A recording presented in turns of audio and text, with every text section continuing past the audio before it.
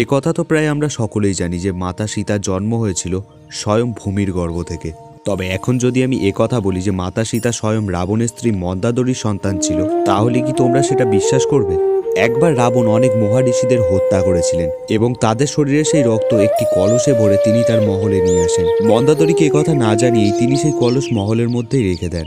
একদিন মন্দাদরী প্রচন্ড তৃষ্ণার্ত হয়ে গিয়েছিলেন। তখন ওই কলস থেকে কিছু সামান্য পরিমাণ রক্ত তিনি খেয়ে ফেলেন, কারণ তিনি ওই কলসের বিষয়ে এর আগে কখনোই জানতেন না।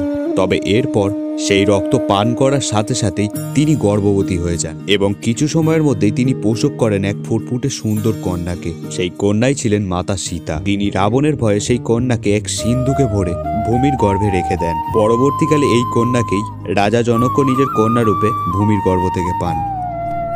তথ্যটা ভালো লাগলে অবশ্যই একটা লাইক করবে আর নিজের বাড়ির শিশুদের এই ধরনের তথ্য অবশ্যই শোনাবে, কারণ নিজের ধর্মের কাহিনী অবশ্যই জানা দরকার।